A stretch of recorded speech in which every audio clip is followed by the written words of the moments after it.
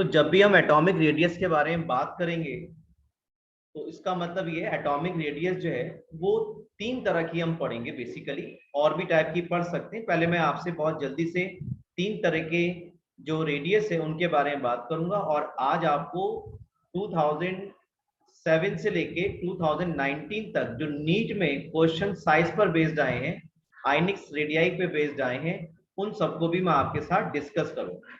ठीक है, तो देखिए मैं आपको ये बता रहा था कि तीन तरह की जो रेडियस है वो हमें पढ़नी है। पहला ये जिसमें आप देख पा रहे हो कि जो एटम्स हैं वो एक दूसरे के साथ ओवरलैपिंग कर रहे हैं, इनके जो एटॉमिक ऑर्बिटल्स हैं वो एक दूसरे के साथ ओवरलैप कर रहे हैं। दूसरे तरह की जो रेडियस है वो हम इस तरह के पढ़ेंगे जिनमें एटम सिंपली एक दूसरे को टच कर रहे हो, और तीसरा ऐसी पढ़ेंगे जो कि एटम्स एक दूसरे को टच ना कर रहे हो, नॉन बॉन्डेड कंडीशन में हो। तो देखिए जो पहली रेडियस है उसको मैं डायरेक्टली बहुत आपको पढ़ा रहा हूँ, जो कहलाएगी आपकी covalent radii. The first radii we calculate in first case that is a covalent radii या covalent radius.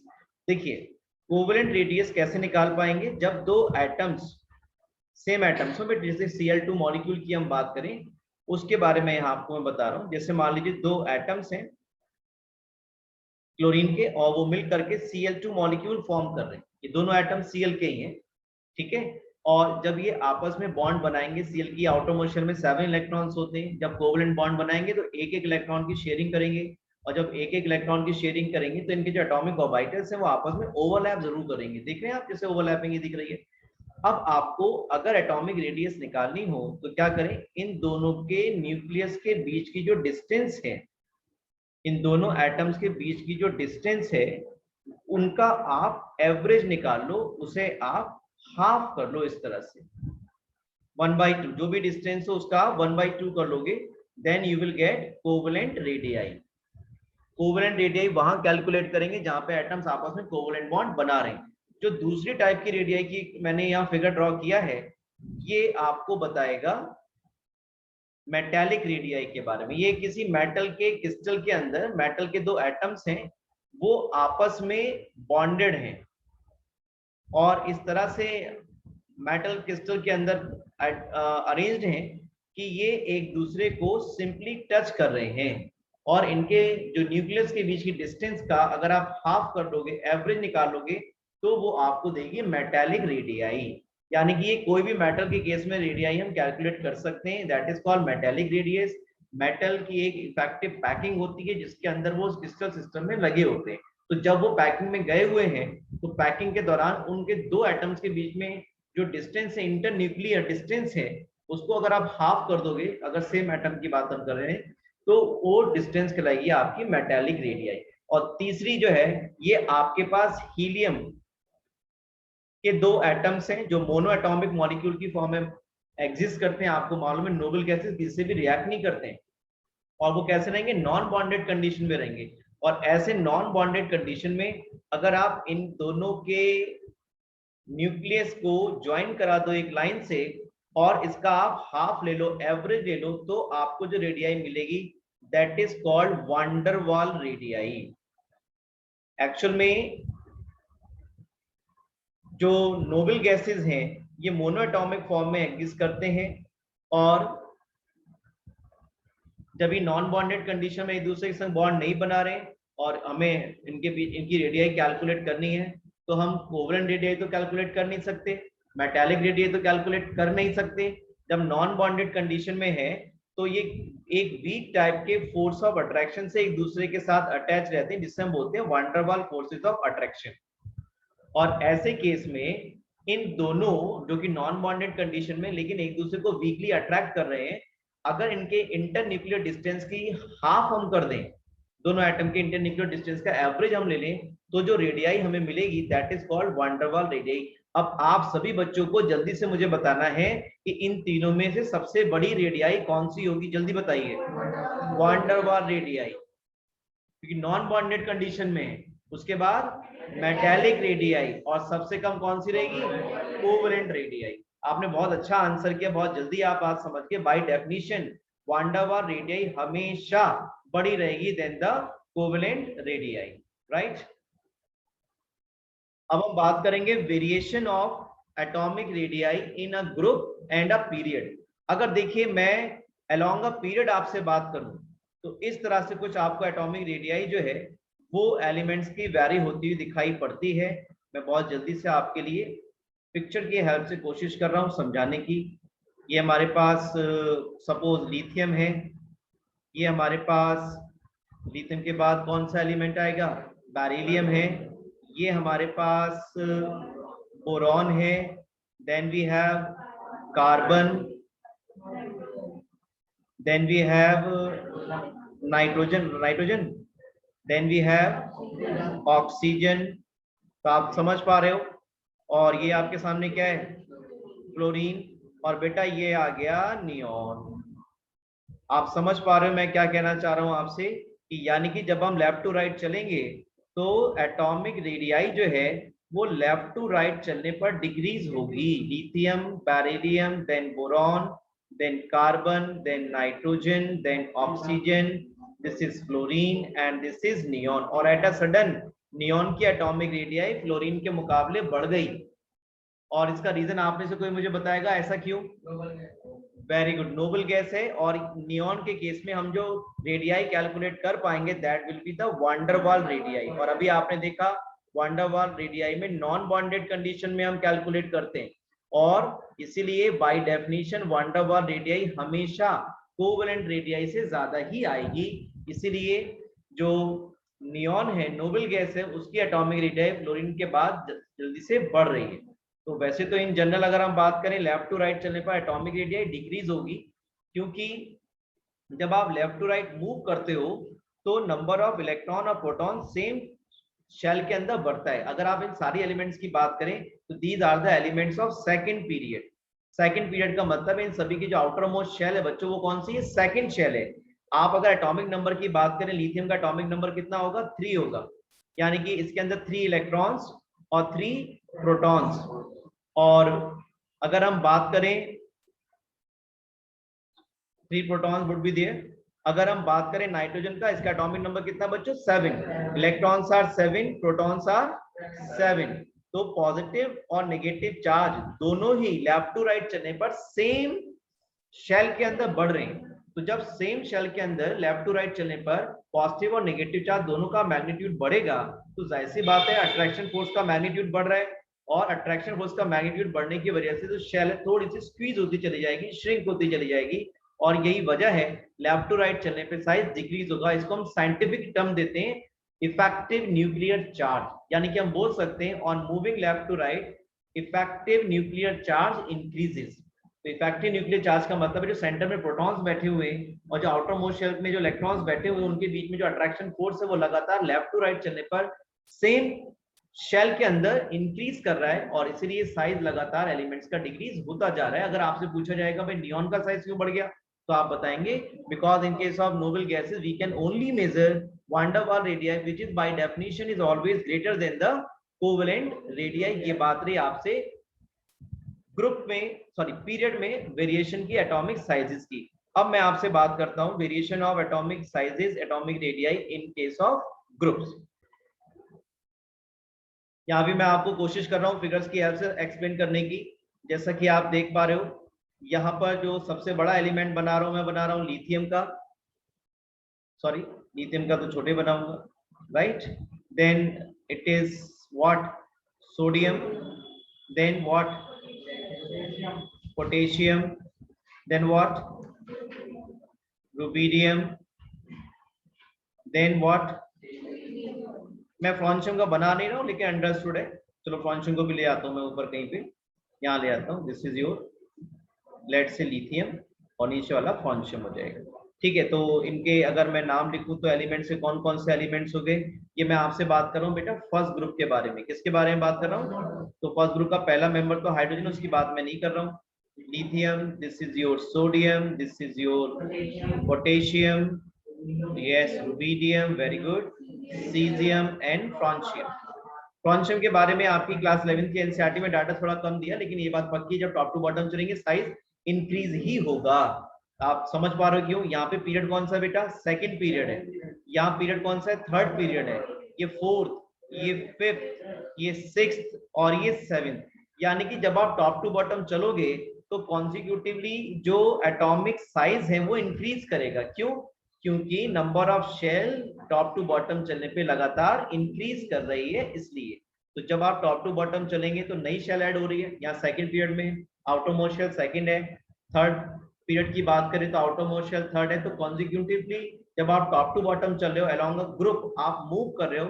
This is we are talking about the first group, alkali metals group की बात कर रहे हैं। तो टॉप टू बॉटम चलने पे size लगातार इंक्रीज होगा, क्योंकि नंबर ऑफ शेल्स लगातार टॉप टू बॉटम चलने पर बढ़ रही हैं। अब इसके बाद हम बात करेंगे आयनिक रेडियाई के बारे में बहुत जल्दी से।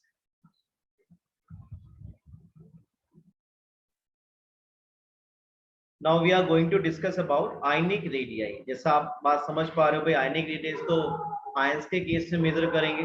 मैं एक पेरेंट एटम आपके लिए ले रहा हूँ, ये एक पेरेंट एटम है। मान लीजिए ये जो पेरेंट एटम है आपके सामने, ये पेरेंट एटम आपके सामने है बेटा, लेट्स से ऑक्सीजन का है, ठीक है। एटॉमिक नंबर ऑक्सीजन कितना है? 8 है। तो इलेक्ट्रॉन्स कितने हो गए? 8, और प्रोटॉन्स कितने हो गए? 8 हो गए। तो अगर ये एटम जो है एक इलेक्ट्रॉन को गेन कर ले, अगर ये एटम एक इलेक्ट्रॉन को गेन कर ले, +1 इलेक्ट्रॉन हो जाए यहाँ पर, तो आप पाएंगे कि इसका जो साइज है वो इसके मुकाबले थोड़ा सा बढ़ जाएगा, पेरेंट एटम के मुकाबले थोड़ा सा बढ़ जाएगा। तो थोड़ा बड़ा ही बना रहा हूं जिससे कि क्लियरली आपको पता चल पाए कि एटम का साइज बढ़ गया। और इस पर चार्ज कैसा आ जाएगा? O negative. भाई ऐड किया ना एक इलेक्ट्रॉन, तो इसका मतलब अब यहाँ इलेक्ट्रॉन कितने हो गए? 9 हो गए। और प्रोटॉन्स कितने हो गए? 8 ही रहे। भाई न्यूक्लियस में प्रोटॉन को ना ऐड कर रहे हो आप आउटर मोशन में एक इलेक्ट्रॉन का नंबर बढ़ा रहे हो। तो आप देख पा रहे हो जो पेरेंट एटम हमारे पास है ऑक्सीजन वाला, ये जो पेरेंट एटम है, जब इसमें एक इलेक्ट्रॉन ऐड कर दिया तो आप देख रहे हो कि यहाँ पर जो पेरेंट एटम है इसके अंदर 8 प्रोटॉन्स 8 इलेक्ट्रॉन्स को अट्रैक्ट कर रहे हैं, और जो आयन बना है उसके अंदर 8 प्रोटॉन्स को 9 इलेक्ट्रॉन्स को अट्रैक्ट करना पड़ रहा है। तो जाहिर सी बात है पकड़ थोड़ी सी लूज हो जाएगी प्रोटॉन्स की आउटर मोस्ट शेल के इलेक्ट्रॉन्स के ऊपर। या इसको हम ऐसा बोल सकते हैं कि जो इफेक्टिव न्यूक्लियर चार्ज है जो सेंटर में बैठे हुए प्रोटॉन से जो आउटर मोस्ट इलेक्ट्रॉन्स पर एक्सर्ट कर रहे होंगे वो थोड़ा सा डिक्रीज हो जाएगा, पकड़ थोड़ी सी ढीली पड़ जाएगी, और इसीलिए साइज क्या होगा? बढ़ जाएगा। यानी कि ओवरऑल आप एक बात सीख रहे हैं कि जो एनायन है बेटे उसका साइज पेरेंट एटम से जिससे वो बना है उसके मुकाबले क्या हो जाएगा?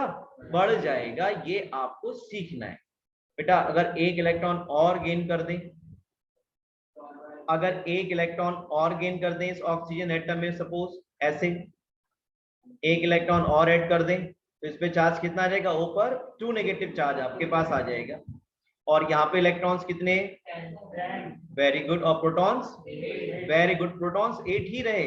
और इस बार आप समझ पा रहे हो कि अब 8 प्रोटॉन्स को 10 इलेक्ट्रॉन्स को अट्रैक्ट करना पड़ रहा है। तो जाहिर सी बात है जो इफेक्टिव न्यूक्लियर चार्ज है वो डिक्रीज और ज्यादा हो गया, और जो शेल है थोड़ी सी बाहर की तरफ शिफ्ट हो जाएगी। यानी कि जैसे जैसे नेगेटिव चार्ज, कंक्लूड कर रहा हूं देखो भाई, जैसे जैसे नेगेटिव चार्ज का मैग्नीट्यूड बढ़ेगा वैसे वैसे साइज इंक्रीज करेगा। Please make it a point, जैसे जैसे नेगेटिव चार्ज बढ़ेगा वैसे वैसे साइज जो है वो बढ़ता चला जाएगा। ठीक, अब दूसरी बात करते हैं, अगर हमारे पास कोई पॉजिटिव चार्ज स्पीशीज है तो उसके केस में क्या होगा। देखो ये मैं आपके लिए पॉजिटिव चार्ज स्पीशीज का शेप बनाने, साइज बनाने की कोशिश कर रहा हूं। हुआ क्या देखिए, जब इस ऑक्सीजन ने बेटा एक इलेक्ट्रॉन को लूज कर दिया, तो जब इस इलेक्ट्रॉन को लूज कर दिया तो जाहिर सी बात है अब इलेक्ट्रॉन्स कितने हो गए बेटा? यहाँ पे 7 हो गए। प्रोटॉन्स, अब आप समझ रहे हो प्रोटॉन्स की पकड़ अब कितने इलेक्ट्रॉन्स को होनी? केवल 7 पे जो। और यहाँ पे आप देख रहे हो एक पॉजिटिव चार्ज कैसा हो गया? एक्सिस में हो गया। तो वो पॉजिटिव चार्ज ही हम एटम के ऊपर यहाँ पर डिनोट करते हैं। तो एक बात समझ रहे हो आप, कैटायन का साइज पेरेंट एटम से कैसा होगा? छोटा होगा। और उसका रीजन क्या है? क्योंकि जो इफेक्टिव न्यूक्लियर चार्ज है वो यहाँ पर बढ़ जाएगा, क्योंकि जो प्रोटॉन्स बैठे हुए सेंटर में, जो पॉजिटिव चार्ज प्रोटॉन्स बैठे हुए आउटर मोस्ट शेल के इलेक्ट्रॉन्स को ज्यादा फोर्स ऑफ अट्रैक्शन से होल्ड कर पाएंगे, अपनी तरफ अट्रैक्ट कर पाएंगे, जिसकी वजह से साइज थोड़ा सा स्क्वीज कर जाएगा, साइज छोटा हो जाएगा। अब अगर बेटा ये एक इलेक्ट्रॉन और गेन कर ले, अगर ये एक इलेक्ट्रॉन और गेन कर ले तो साइज क्या होगा, बढ़ेगा कम होगा, जल्दी बता दो यार। हाँ, और स्मॉल हो जाएगा। हाँ सॉरी, लूज कर देना, उल्टा बोल रहा हूँ। जी जी जी जी, मैं आपकी भावनाएं समझ गया। यहाँ पे जो मैं बात कहना चाह रहा हूँ आपसे वो ये कहना चाह रहा हूँ कि यहाँ पे अगर ये एक इलेक्ट्रॉन और लूज कर देता है तो जो इसका साइज है आप पाएंगे और छोटा हो जाएगा। क्यों क्यों छोटा हो जाएगा? क्योंकि अब जो है इलेक्ट्रॉन का नंबर और कम हो गया बच्चों। यहाँ पर रह गया इलेक्ट्रॉन इस समय 6 और यहाँ पर प्रोटॉन्स का नंबर वही बना रहा 8। तो यहाँ पर तो चार्ज का जो मैग्नीट्यूड है इफेक्टिव न्यूक्लियर चार्ज का और ज्यादा बढ़ गया और यहाँ पे चार्ज कितना रहेगा, O2 पॉजिटिव। बहुत सिंपल सी बात है, जो कैटायन है उसका साइज पेरेंट एटम के मुकाबले छोटा होगा और जो एनायन है उसका साइज पेरेंट एटम के मुकाबले हाँ बड़ा होगा। अगर मैं यहाँ पे 3 स्पीशीज ले लूं, देखो बच्चों, एक स्पीशीज मैंने ले ली I नेगेटिव, दूसरा ले लिया I और तीसरा ले लिया I पॉजिटिव। जरा जल्दी से बता दो इन तीनों में सबसे बड़ा साइज किसका होगा? I नेगेटिव का आप कहना चाह रहे हो? I नेगेटिव का, बिल्कुल ठीक है। और सबसे बड़ा साइज I नेगेटिव का हो गया और फिर ये इंटरमीडिएट हो गया और इसका क्या होगा, छोटा हो जाएगा। बात समझ पा रहे हो है ना?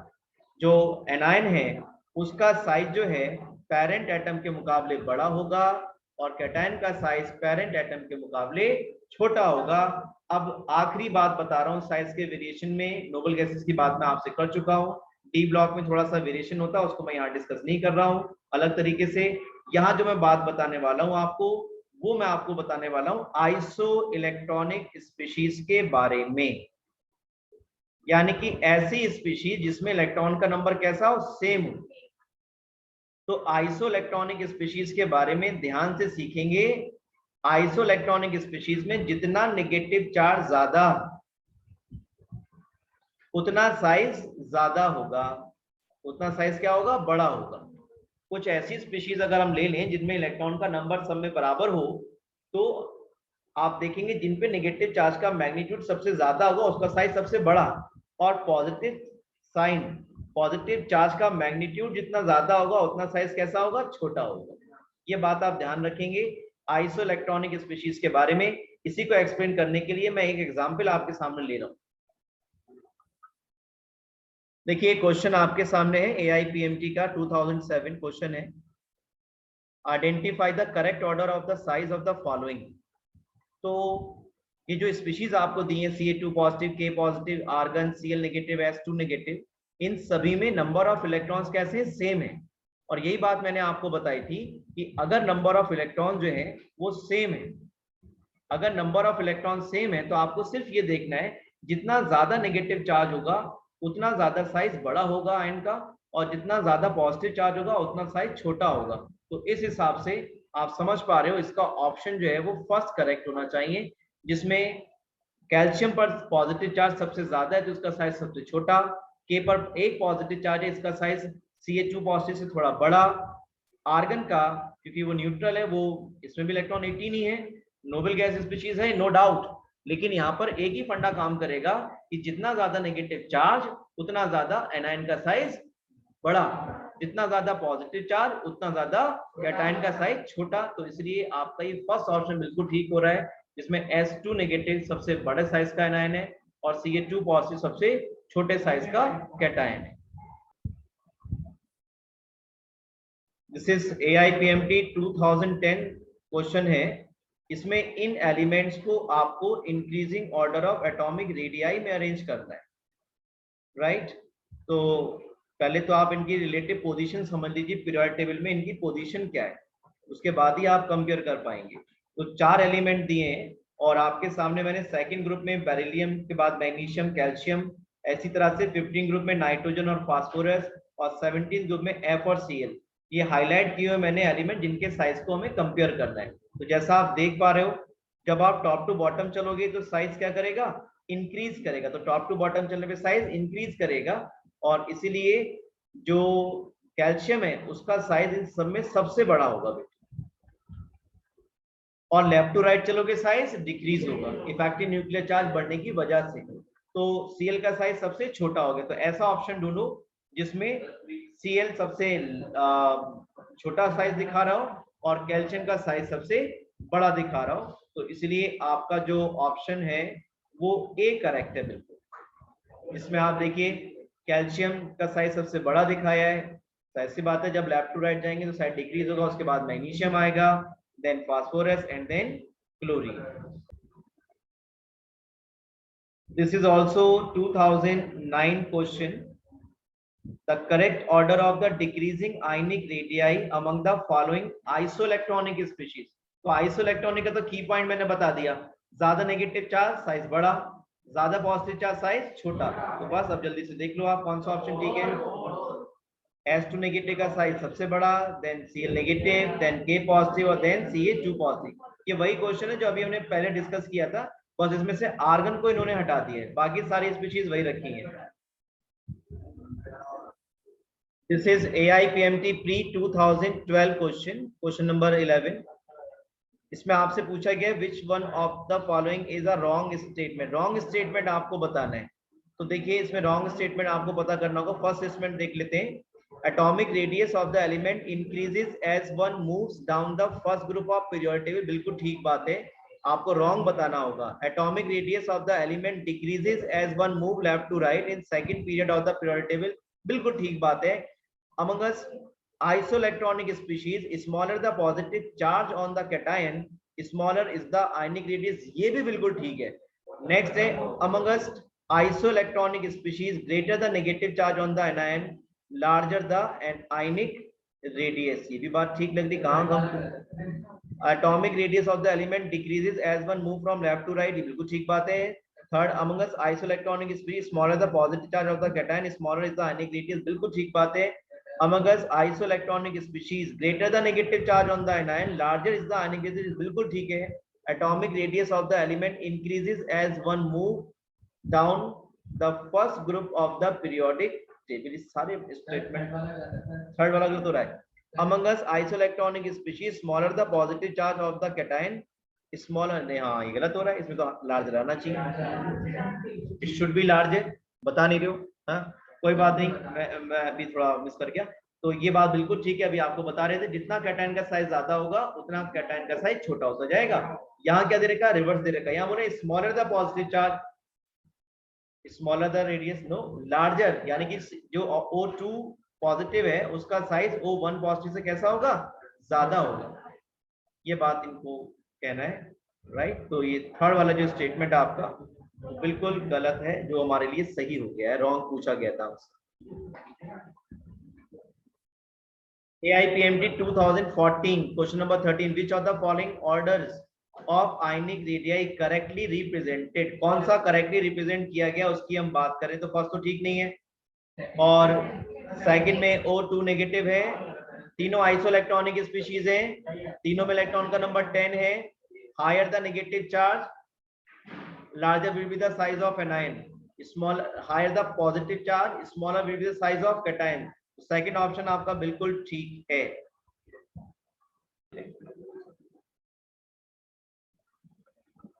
टू 2014 क्वेश्चन है एम्स का, correct order of atomic radius.